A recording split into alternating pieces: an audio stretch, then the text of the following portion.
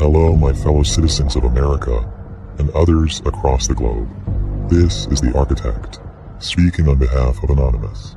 17 days remain. A single nuclear weapon today could kill millions in just minutes. Just one of these nuclear bombs would vaporize everything at its core.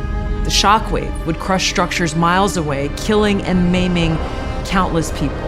एटमी false flag operation की खबरें एक नहायत खतरनाक मोड़ पर पहुंच चुकी हैं। एक अमेरिकी हैकर कलेक्शन के सरबराह ने एक चौंका देने वाला इंकशाफ किया है कि इसके हाथ कुछ सीक्रेट फाइल्स लगी हैं, जिनसे पता चलता है कि एक भयानक न्यूक्लियर फॉल्स फ्लैग ऑपरेशन की मुकम्मल तैयारी हो चुकी है। We have acquired verified information that a major attack is being planned on domestic soil. It will be brutal, it will be visible, and it will be blamed on a foreign faction, one from the Middle East.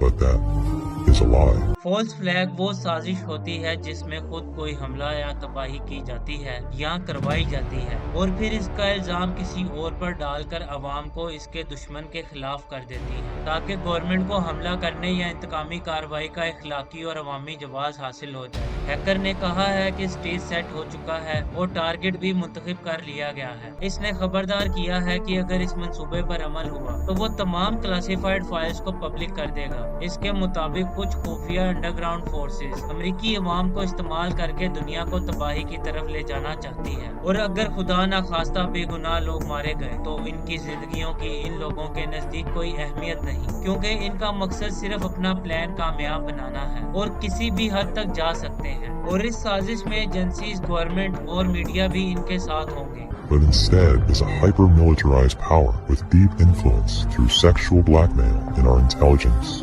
government and media sectors. इसी सिलसिले में Tulsi Gabbard की एक video सामने आई है जो कि अमेरिकी इंटेलिजेंस से वाबस्ता है। इस वीडियो में कुछ ऐसे मनाजिर दिखाए गए हैं जो वाज़े करते हैं कि अवाम की ब्रेन वॉशिंग का अमल शुरू कर दिया गया है। अगर इनका मकसद सिर्फ तबाही की शिद्दत दिखाना होता तो वो हिरोशिमा और नागासाकी की असल फुटेज भी इस्तेमाल कर सकते थे, लेकिन उन्होंने जानबूझकर अमेरिका को विक्टिम के तौर पर पेश किया ताकि अवाम जज्बाती हो जाए और रियासत के हर कदम को जायज समझे। So it's up to us, the people, to speak up and demand an end to this madness.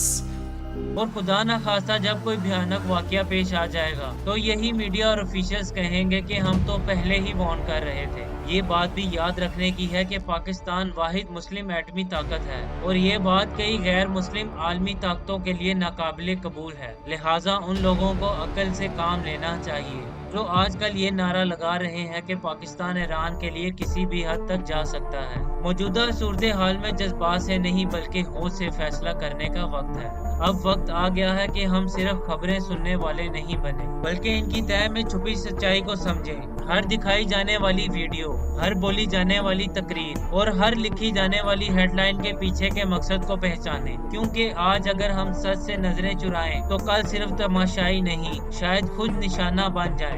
अगर आप चाहते हैं कि ये सच ज्यादा से ज्यादा लोगों तक पहुंचे तो वीडियो को लाइक करें, शेयर करें और हमारे चैनल को सब्सक्राइब करना ना भूलें। मिलते हैं अगली वीडियो में। अल्लाह हाफिज।